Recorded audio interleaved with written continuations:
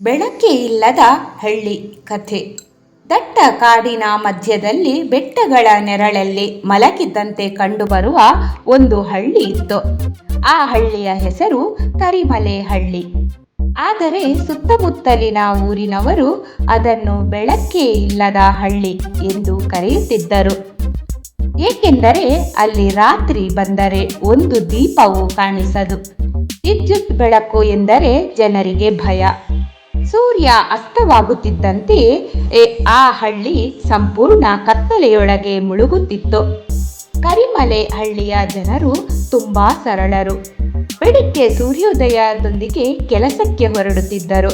ಹೊಲಗಳಲ್ಲಿ ದುಡಿಯುವುದು, ಕಾಡಿನಿಂದ ಮರಕಡ್ಡಿ ತರುವುದು, ಜಾನುವಾರುಗಳನ್ನು ಮೇಯಿಸುವುದು ಇವರ ದೈನಂದಿನ ಜೀವನ.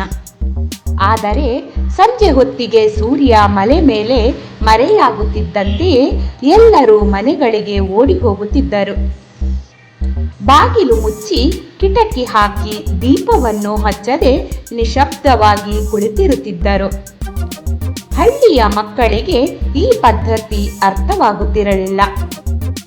ನಾವು ದೀಪ ಹಚ್ಚಿದರೆ ಏನಾಗುತ್ತದೆ ಎಂದು ಕೇಳಿದಾಗ ದೊಡ್ಡವರು, ಬೆಳಕಿಗೆ ಕೋಪವಿರುವ ಒಂದು ಅಜ್ಞಾತ ಶಕ್ತಿ ಇದೆ. ಬೆಳಕು ಕಂಡರೆ ಅದು ಬರುತ್ತದೆ ಎಂದು ಹೇಳಿ ಭಯ ಹುಟ್ಟಿಸುತ್ತಿದ್ದರು. ಆ ಹಳ್ಳಿಗೆ ಒಂದು ದಿನ ಹೊಸ ಶಿಕ್ಷಕನಾದ ರಮೇಶ್ ಬಂದನು. ನಗರದಲ್ಲಿ ವಿದ್ಯಾಭ್ಯಾಸ ಮಾಡಿದ ಹೊಸ ಆಲೋಚನೆಗಳಿರುವ ಯುವಕ. ಅವನು ಹಳ್ಳಿಯ ಜೀವನವನ್ನು ಗಮನಿಸುತ್ತಿದ್ದ. ರಾತ್ರಿ ಸಮಯದಲ್ಲಿ ಎಲ್ಲೆಡೆ ಕತ್ತಲೆ ಮಾತ್ರ ಕಾಣುತ್ತಿದ್ದಾಗ ಅವನಿಗೆ ಆಶ್ಚರ್ಯವಾಯಿತು. ಒಂದು ದಿನ ಅವನು ಹಳ್ಳಿಯ ಹಿರಿಯರಾದ ಗಂಗಯ್ಯನನ್ನು ಕೇಳಿದನು, ಏಕೆ ಇಲ್ಲಿ ಯಾರು ದೀಪ ಹಚ್ಚುವುದಿಲ್ಲ? ಗಂಗಯ್ಯನ ಕಣ್ಣುಗಳಲ್ಲಿ ಭಯ ಮೂಡಿತ್ತು. ಇದು ಹಳೆಯ ಶಾಪ ಮಗ. ಹಲವು ವರ್ಷಗಳ ಹಿಂದೆ ನಮ್ಮ ಹಳ್ಳಿಯಲ್ಲಿ ದೊಡ್ಡ ಬೆಂಕಿ ಕಾಣಿಸಿಕೊಂಡಿತ್ತು. ಆ ದಿನದಿಂದ ಬೆಳಕು ನಮ್ಮ ಶತ್ರು ಎಂದು ನಾವು ನಂಬಿದ್ದೇವೆ ಎಂದನು. ರಮೇಶ್ಗೆ ಇದು ಕೇವಲ ಅಂಧಶ್ರದ್ಧೆ ಎಂದು ತಿಳಿಯಿತು. ಆದರೆ ಹಳ್ಳಿಯ ಜನರನ್ನು ಒಪ್ಪಿಸುವುದು ಸುಲಭವಾಗಲಿಲ್ಲ. ಅವನು ನಿಧಾನವಾಗಿ ಮಕ್ಕಳಿಗೆ ವಿದ್ಯೆಯ ಜೊತೆಗೆ ಧೈರ್ಯವನ್ನು ಕಲಿಸಲು ಪ್ರಾರಂಭಿಸಿದ.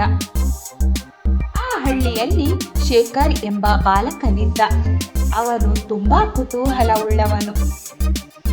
ರಮೇಶ್ ಹೇಳುವ ವಿಜ್ಞಾನ ಕಥೆಗಳು ಅವನಿಗೆ ತುಂಬಾ ಇಷ್ಟ. ಒಂದು ದಿನ ಶೇಖರ್ ಶಿಕ್ಷಕರನ್ನು ಕೇಳಿದನು, ಸರ್, ನಿಜವಾಗಿಯೂ ಬೆಳಕು ಕೆಟ್ಟದೇನಾ? ರಮೇಶ್ ಮೃದುವಾಗಿ ನಕ್ಕನು. ಬೆಳಕು ಜ್ಞಾನ, ಕತ್ತಲೆ ಅಜ್ಞಾನ. ನಾವು ತಿಳಿಯುವುದನ್ನು ಭಯಪಡುವೆವು ಎಂದರು. ಆ ಮಾತು ಶೇಖರ್ ಮನಸ್ಸಿನಲ್ಲಿ ಉಳಿಯಿತು. ಕೆಲ ದಿನಗಳ ನಂತರ ಭಾರೀ ಮಳೆ ಬಂತು. ಕಾಡಿನ ದಾರಿಗಳು ಜಾರುವಂತಾದವು. ಒಂದು ರಾತ್ರಿ ಗಂಗಯ್ಯನ ಮನೆಯ ಬಳಿ ಇರುವ ಕೊಟ್ಟಿಗೆಯಲ್ಲಿ ಬೆಂಕಿ ಹೊತ್ತಿಕೊಂಡಿತ್ತು. ಎಲ್ಲರೂ ಕತ್ತಲೆಯಲ್ಲೇ ಓಡಾಡುತ್ತಿದ್ದರು. ಬೆಳಕು ಹಚ್ಚಲು ಯಾರಿಗೂ ಧೈರ್ಯ ಇರಲಿಲ್ಲ. ಏನಾಗುತ್ತಿದೆ ಎಂಬುದೇ ಯಾರಿಗೂ ಗೊತ್ತಾಗುತ್ತಿರಲಿಲ್ಲ. ಆ ಸಮಯದಲ್ಲಿ ರಮೇಶ್ ಒಂದು ಲ್ಯಾಂಪ್ ಅನ್ನು ಹಚ್ಚಿ ಅಲ್ಲಿಗೆ ಓಡಿದನು. ಬೆಳಕು ಹರಡುತ್ತಿದ್ದಂತೆ ಜನರು ಹೆದರಿದರು. ಆದರೆ ಅದೇ ಬೆಳಕಿನಲ್ಲಿ ಬೆಂಕಿ ಕಾಣಿಸಿಕೊಂಡಿತ್ತು. ಎಲ್ಲರೂ ಸೇರಿ ನೀರು ಸುರಿದು ಬೆಂಕಿಯನ್ನು ನಂದಿಸಿದರು. ಆ ದಿನ ಮೊದಲ ಬಾರಿಗೆ ಹಳ್ಳಿಯವರು ಬೆಳಕಿನ ಉಪಯೋಗವನ್ನು ಕಂಡರು. ಆದರೂ ಕೆಲವರು ಇದನ್ನು ಅಶುಭವೆಂದು ಭಾವಿಸಿದರು. ಇದು ದೊಡ್ಡ ಅಪಾಯದ ಸೂಚನೆ ಎಂದು ಗುಸುಗುಸು ಮಾಡಿದರು. ಕೆಲ ದಿನಗಳು ಶಾಂತವಾಗಿಯೇ ಕಳೆದವು. ಒಂದು ರಾತ್ರಿ ಶೇಖರ್ ಕಾಡಿನಲ್ಲಿ ದಾರಿ ತಪ್ಪಿದನು. ಕತ್ತಲೆಯಲ್ಲೇ ಅವನು ಅಳುತ್ತಾ ಕುಳಿತಿದ್ದ. ಆಗ ರಮೇಶ್ ಒಂದು ದೀಪ ಹಿಡಿದು ಹುಡುಕುತ್ತಾ ಬಂದನು. ಬೆಳಕು ಕಂಡ ಶೇಖರ್ ಸಂತೋಷದಿಂದ ಶಿಕ್ಷಕರ ಕಡೆ ಓಡಿದನು. ಆ ಬೆಳಕಿನಿಂದ ಅವನಿಗೆ ದಾರಿ ಕಂಡಿತು. ಮರುದಿನ ಈ ಘಟನೆ ಹಳ್ಳಿಯಲ್ಲೆಲ್ಲ ಹರಡಿತು. ಮಕ್ಕಳಿಗೆ ಬೆಳಕು ಜೀವರಕ್ಷಕ ಎಂದು ತಿಳಿಯತೊಡಗಿತು. ಹಳ್ಳಿಯ ಯುವಕರು ಶಿಕ್ಷಕರೊಂದಿಗೆ ಮಾತನಾಡಲು ಆರಂಭಿಸಿದರು. ಅವರು ವಿದ್ಯುತ್ ತರಬೇಕೆಂದು ಯೋಚಿಸಿದರು. ಆದರೆ ಹಿರಿಯರು ವಿರೋಧಿಸಿದರು. ಒಂದು ದಿನ ಹಳ್ಳಿಯ ದೇವಸ್ಥಾನದ ಬಳಿ ಸಭೆ ನಡೆಯಿತು. ರಮೇಶ್ ಎಲ್ಲರ ಮುಂದೆ ಮಾತನಾಡಿದನು. ನಾವು ಭಯದಿಂದ ಬದುಕುತ್ತಿದ್ದೇವೆ. ಭಯ ನಮ್ಮನ್ನು ಕತ್ತಲೆಯಲ್ಲೇ ಇಡುತ್ತದೆ. ಆದರೆ ಬೆಳಕು ನಮಗೆ ಸುರಕ್ಷತೆ, ಜ್ಞಾನ ಮತ್ತು ಅಭಿವೃದ್ಧಿ ಕೊಡುತ್ತದೆ ಎಂದನು. ಅವನು ಬೆಂಕಿ ಘಟನೆ ಮತ್ತು ಶೇಖರ್ ಘಟನೆಗಳನ್ನು ಉದಾಹರಣೆ ನೀಡಿದನು. ಕೆಲವರು ಅವನ ಮಾತಿಗೆ ಒಪ್ಪಿದರು. ಹಿರಿಯ ಗಂಗಯ್ಯ ನಿಧಾನವಾಗಿ ಎದ್ದು ಮಾತನಾಡಿದನು. ನಾನು ಈ ಹಳ್ಳಿಯ ಹಿರಿಯ ವ್ಯಕ್ತಿ. ನನ್ನ ಬದುಕಿನಲ್ಲೆಲ್ಲ ಬೆಳಕನ್ನು ಭಯಪಟ್ಟಿದ್ದೇನೆ. ಆದರೆ ನಿನ್ನೆ ನನ್ನ ಮೊಮ್ಮಗ ಅಸ್ವಸ್ಥನಾದಾಗ ವೈದ್ಯರನ್ನು ಕರೆಸಲು ಕತ್ತಲೆಯಲ್ಲೇ ತುಂಬ ಕಷ್ಟವಾಯಿತು. ಬೆಳಕು ಇದ್ದಿದ್ದರೆ ಸುಲಭವಾಗುತ್ತಿತ್ತು. ನಾವು ಬದಲಾವಣೆ ಸ್ವೀಕರಿಸಬೇಕು ಎಂದನು. ಆ ಮಾತು ಹಳ್ಳಿಯವರ ಮನಸ್ಸನ್ನು ತಟ್ಟಿತು. ಕೆಲ ತಿಂಗಳ ನಂತರ ಸರ್ಕಾರದ ಸಹಾಯದಿಂದ ಹಳ್ಳಿಗೆ ವಿದ್ಯುತ್ ತರುವ ಕೆಲಸ ಆರಂಭವಾಯಿತು. ಕಂಬಗಳು ನಿಂತವು, ತಂತಿಗಳು ಹಾಕಲಾಯಿತು. ಜನರು ಆಶ್ಚರ್ಯದಿಂದ ನೋಡುತ್ತಿದ್ದರು. ವಿದ್ಯುತ್ ಬಂದ ದಿನ ಹಳ್ಳಿ ತುಂಬ ಉತ್ಸಾಹದಿಂದ ಇತ್ತು. ಆದರೆ ರಾತ್ರಿ ಸ್ವಿಚ್ ಒತ್ತುವ ಕ್ಷಣದಲ್ಲಿ ಎಲ್ಲರೂ ಭಯದಿಂದ ನಿಂತಿದ್ದರು. ರಮೇಶ್ ಶೇಖರ್ನ ಕೈ ಹಿಡಿದು ಸ್ವಿಚ್ ಒತ್ತಿಸಿದನು. ಒಂದು ಕ್ಷಣದಲ್ಲಿ ಹಳ್ಳಿ ಬೆಳಕಿನಿಂದ ತುಂಬಿತ್ತು. ಮನೆಗಳು ಹೊಳೆಯುತ್ತಿದ್ದವು. ಮಕ್ಕಳು ಚಪ್ಪಾಳೆ ತಟ್ಟಿದರು. ಯಾರಿಗೂ ಏನೂ ಕೆಟ್ಟದ್ದು ಆಗಲಿಲ್ಲ. ಆ ರಾತ್ರಿ ಹಳ್ಳಿಯವರು ಮೊದಲ ಬಾರಿಗೆ ಕತ್ತಲೆ ಇಲ್ಲದ ರಾತ್ರಿ ಕಂಡರು.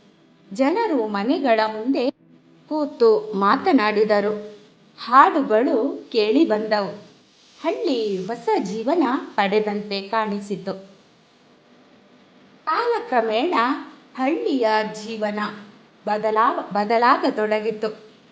ಮಕ್ಕಳು ರಾತ್ರಿ ಓದಲು ಪ್ರಾರಂಭಿಸಿದರು. ಮಹಿಳೆಯರು ಕೈಗಾರಿಕೆ ಕೆಲಸ ಮಾಡಿದರು. ರೈತರು ಹೊಸ ವಿಧಾನಗಳನ್ನು ಕಲಿತು ಉತ್ತಮ ಬೆಳೆಯನ್ನು ಬೆಳೆಸಿದರು.